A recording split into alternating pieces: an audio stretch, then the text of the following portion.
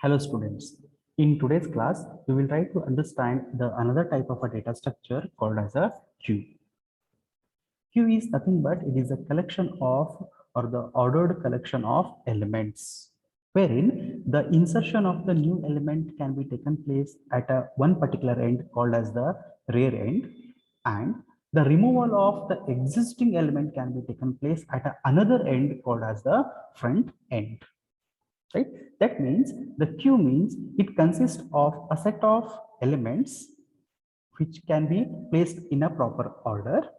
Okay, then the insertion and deletion takes place at two different ends. The insertion takes place at the end called as the rear end, and the removal of the existing element takes place at the another end called as the front end. You can try to visualize the concept of queues. The best example you can think of the ATMs. Now, you might have seen in the ATMs, people maintain a proper queue. The one who has come first will be given a chance to withdraw the amount from the ATM, right? So the one who has come first will be served first.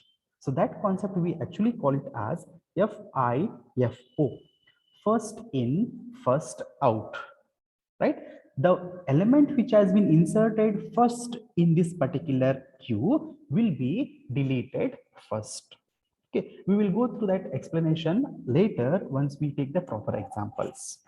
Okay, now here queue, we have mentioned that there will be two different ends, front and the rear.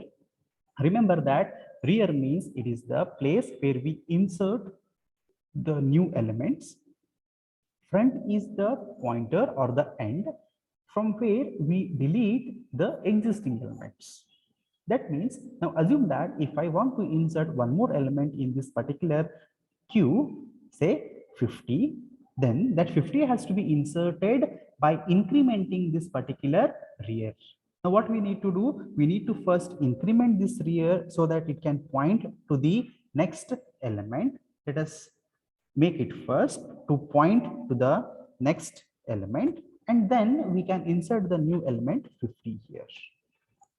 Okay, now if I want to delete one more element, if I want to delete an existing element, then that element should be the one which has come first here. In this list, we can say the 10 has come or the 10 has inserted first. So this has to be removed first because it is being pointed by the front. How can we delete 10? First, take a copy of this 10 and place it in some other variable, and then simply increment the front again here. Now the front will be pointing to 20. Now, after we inserted 50 and after we deleted the 10, the queue will look like this. Suppose if we want to delete one more element, then the deletion has to be done again from the front end only. So now if I want to delete the element that will be deleted is 20 itself. So let us delete this element, that take a copy of this and place it in some variable, and then make this particular front pointer to increment to the next element by incrementing it. Okay, and suppose if I want to insert another element here, let us say 60 I want to insert. That means that has to be done from the rear end. So increment the rear to point to the next position and then insert the new element into the queues. Okay, so this is the main concept of queue. Queue means it is the collection of elements, orderly collection of elements, wherein it contains two different ends, namely the front and the rear. The rear end helps in inserting the elements into the queue, whereas the front end helps in removal of the existing elements from the queue. Okay, I hope the explanation, the basic definition of queue is understood. The first in, first O, that is FIFO principle says that the element which has come first has to be served first, right? That means in the queue, the element which we have inserted first, that is the element that we need to remove from the queue first. Okay, the same process I have just put it in this particular diagram also. If I want to remove one element, then previously that 10 was there, the 10 was removed and the front was pointed to the next position. And after the insertion of the new element, the rear will be pointing to the next indexed value. Okay. Now, how can we represent Q in programmatically? Q can be represented in two different ways. One is using the one-dimensional arrays and the second one using the dynamic memory allocation. Here, we are going to focus upon the first convention, that is implementing the Qs using the one-dimensional arrays. Okay. Now, let us try to understand the terms which are given in this particular diagram here. Okay. Now, Q here is Q is it is an one-dimensional array, right?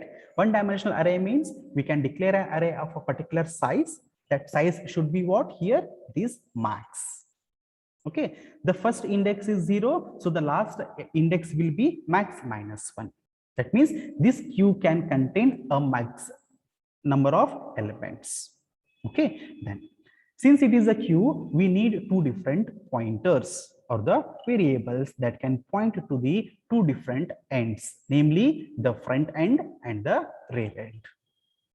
Usually, we call the insertion of the new element into the Q as NQ, okay, and deletion of the existing element, sometimes we call it as DQ. Okay, so NQ means it is inserting the new elements into the Q, whereas DQ means deletion of the existing element from the Q. And also we need to remember that NQ happens at rear end and DQ happens at front end. Okay, now, so when we are trying to represent the Q in an array, for example, for first time when Q is empty, that means there are no elements in the Q. That time the front as well as the rear pointers both will be pointing to -1 values. So -1 means what? These are the indices values. We know that index value starts from 0 and it can have the maximum as max -1 values, right? So if there are no elements in the Q, that is Q is empty, then the front and rear will be pointing to -1 position. That indicates that Q contains nothing, it is empty. Now, if we want to insert a new element first, right? When Q is empty and if you want to insert a new element, that time we need to increment front and rear both as well. We will discuss that part once we look into the algorithm of insertion. Okay, now, again here in the Q, we can have two different types of situations. The first situation is called as Q overflow. Second one is Q underflow. Right? Now, we have already studied some concept of the overflow and underflow in the stacks. The similar concept is still applicable in the Q data structure as well. The Q overflow, that means the overflow means what? The Q is already occupied with all the elements. That means rear is pointing to the last indexed element of this particular Q. Last index means what? It is max -1. That means if we have a situation where rear is equals to max -1, that means we cannot further store any elements in the Q. We cannot store any further elements in the Q because the rear is already occupying or pointing to the last indexed position. We cannot insert the new elements. And if we try to do that, then Q will give us a kind of a error condition that we call it as Q overflow. So Q overflow means it is the trying to insert an element into the Q when Q is fully occupied with all its element, or in other term, if rear is pointing to the max -1, then that condition we call it as a Q overflow. In the same way, we can have the another type of a error condition called as a Q underflow. Underflow means it comes, or this situation occurs when we are trying to remove the existing element from the Q. Suppose if there are no elements in the Q, That means if Q is empty. And we know that Q empty means what? The removal of the element has to be taken care from the front end. And if the front is pointing to the -1, that is, if front is equals to -1, that indicates that, okay, there are no elements in the Q and you are trying to delete the element, then definitely it is not possible. It gives rise to a kind of a situation or a condition, kind of an error condition called as Q underflow. Okay, so the representation of a queue in an array format, we need to remember these points. The first one is that queue can be represented using an array that is been using the one-dimensional arrays, wherein queue can contain maximum of the max element, right? The last indexed element will be max -1. Okay, when queue is empty, that time the front as well as rear both will point to the -1, indicating that Q is empty. And if we try to delete the element when Q is empty, it gives rise to a condition called as Q underflow. Okay, then the insertion part. If rear is pointing to the max -1, if rear is pointing to the max -1, that means all the elements have been occupied and have been inserted with the values. And if we still try to insert the new element, then it gives rise to a situation called as Q overflow. Okay. So these are the some preliminary concept that we need to remember with respect to the queues in using the array representations. Okay, now let us move further with the algorithms of queues, that is primitive operations that we can perform on a queue. As I said earlier, the two primitive operations are the two basic operations we can say. One is the insertion at the rear end, and the second one is the removal from the front end. Insertion is also called as the NQ operation, whereas the removal can also be called as DQ operation. Let us try to understand the algorithm of the insertion first. Okay, so we have 4 steps. The algorithm is very simple. It contains only 4 steps here. Okay, let us understand the terms used in this particular algorithm. Let Q be the linear array consisting of max element. So Q here is the name of the array and max is the total number of elements it can store. Okay, then front is the pointer that contains the location of the element that has to be deleted, and the rear contains the location of the element that has to be inserted. Okay, and then finally the item is the element that has to be inserted. Now, as we know that whenever we are trying to insert the element, we need to first check for the overflow conditions, right? Whether the queue is in overflow condition or what. So overflow condition means if the pointer rear, right? If the pointer rear is containing the max -1, that means we cannot insert any new element into the queue, right? So if this condition is true, that means the queue is in overflow condition, we cannot perform the insertion operation. That means we need to exit from the insertion operations. Right? Now, suppose if this is not true, that means rear is not pointing to the max -1. What it implies that there are certain placeholders we can insert the elements into the queue. Okay. In that case, now we need to check whether queue is empty or not. If Q is empty, how can we identify? If front is pointing to the -1, right? If front is equals to -1, that means Q is empty. In that case, the element that we are going to insert will be the first element in the queue. Understand this particular step clearly. When we are trying to insert, okay, we have already gone through the first step where the max rear is not pointing to the max -1. That means there are some elements we can insert. Even though we are inserting the elements, we need to check whether Q is empty or Q contains certain elements, right? Because the steps will vary depending upon whether Q is empty or Q is already containing certain elements. If Q is empty, how can we validate that? if front is pointing to -1, that means queue is empty. There are no elements inserted into the queue. If that is the so, then definitely rear will be also having -1 value, right?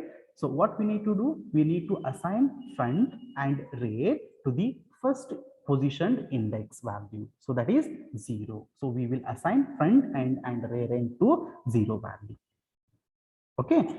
If not, we will just simply increment the rear to the next element, that is rear equal to rear plus 1.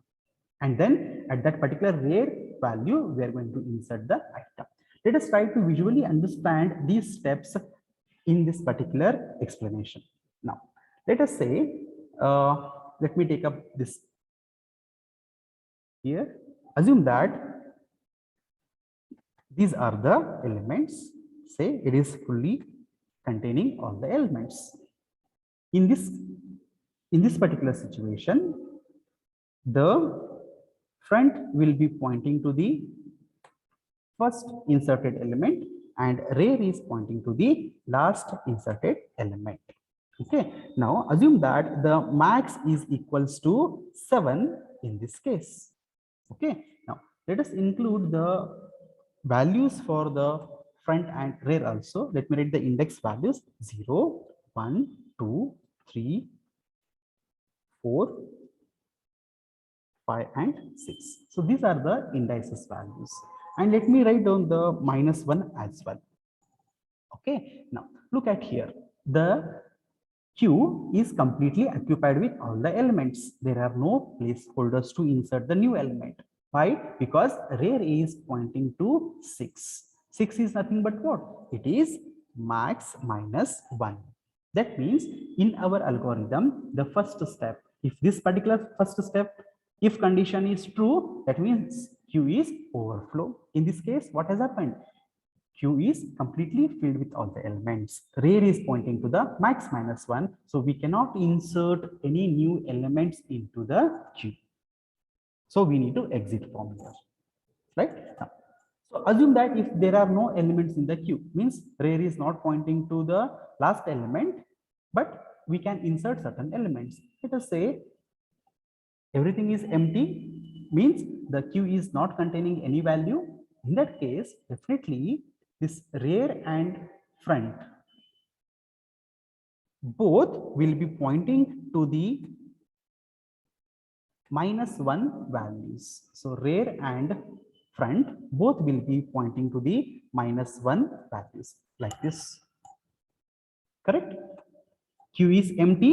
When it is empty, front and rear both will be pointing to the -1. So we are just trying to look at the second step, that if front is equals to -1, yes, front is equals to -1, that means nothing is there in the queue.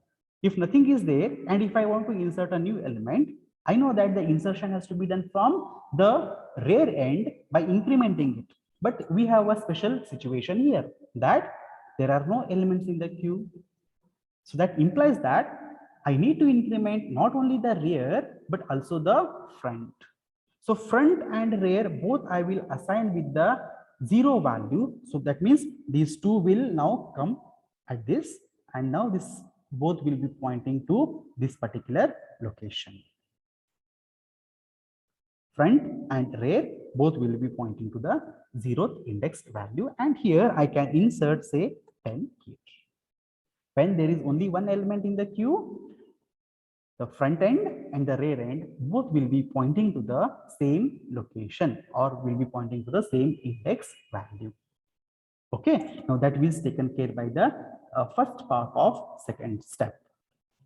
The else part of second step, what it says, if the queue already contains certain element, now in this queue it contains certain element, in that case we no need to increment front, but we just need to increment rear. Suppose if I want to insert another element, say 20, right? So how can I do?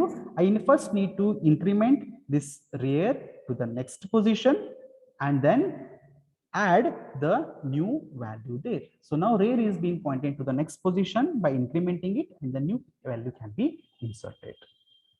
Again, if I want to insert one more element, right? How it happens? Look at the code here. First step, Is rear equal to max minus 1? No, rear is containing 1, max minus 1 is actually 6, condition is false. Then second step, if front is equals to minus 1, look at here, front is 0, it is not minus 1, so this condition is also false. Then it goes to the else part. In the else class, the just increment rear to the next position. So now rear will be pointing to the next value. So first it will move to the next value. Just a second. Rear will be incrementing to the next value, and then the new element can be inserted. Like this, we can keep on incrementing the rear until it reaches to the last position. Let us add some numbers. Okay, say 70. Now, if you can look at here, rear is pointing to 6. What actually 6 is? It is max minus 1. That means the step number 1 will be true because there are no positions that where we can insert the elements. So we need to exit from the operation. Okay. So two things that you need to remember while inserting the elements into the queue is that checking for the overflow condition and checking for the whether queue is empty or not. Right? If we validate these two conditions, then we can proceed with the insertion of the new element. Okay. Now let us try to understand how we can perform the another basic operation called as the deleting the existing element. Deleting the existing element, we can call it as the dequeue operation. Now, when we are studying or when we are trying to understand delete, that means it has to be performed from the front end only. We cannot delete anything from the rear end. We have to delete only from the front end. Okay. Now, so these are the main terms that are used in this particular algorithm. Q is the array consisting of max element. Front is the pointer that locates or contains the location of the element that has to be deleted, and rear contains the location of the inserted element, that is lastly inserted element. Okay, now what this algorithm will do, it will delete the element from the front end or the front position. Okay, now when we are trying to delete, when we are trying to understand the algorithm of the delete, first we need to check for whether the queue is underflow or not. Underflow means if queue is empty. If queue is empty, that means we cannot delete anything from the queue, right? So that condition has to be first validated in the step number 1. So how can we validate? If front is containing -1 value, right? If front is containing -1 value, that means there are no elements in the queue. If you try to delete it, definitely it will give a error condition called as queue underflow and then exit from the operations. Okay, now otherwise means if there are certain elements in the queue, then how we need to perform the delete operation, right? First step is that whatever the front is being pointed by, that value of the queue, we have to store it in one particular variable, call it as an item in this case, and then we need to go for the removal by incrementing the pointers. Okay, now here again we need to look for one more condition, that is if queue has only one element or if there are more than one element. Let us try to understand this concept using the proper explanation here.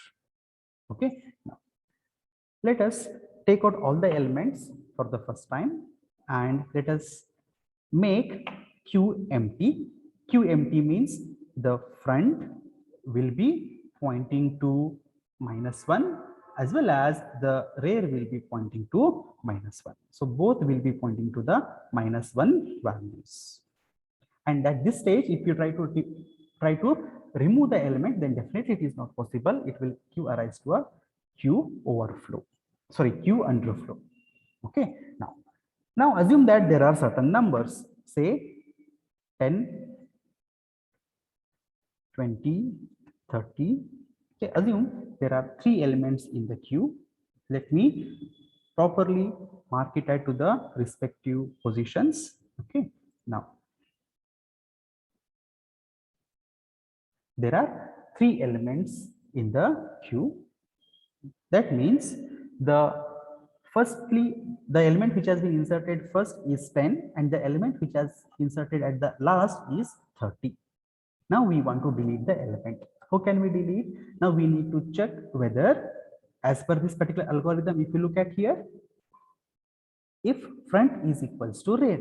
Okay, now front is 0, rear is 2. Both are not equal. That means this condition is false. Then we need to just work upon the else part, that is incrementing the front. That is simple, right?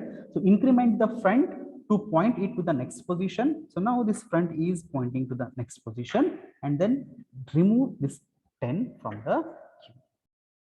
The next, again, if I want to delete one more element, in that case, again, it has to be done from the front end only.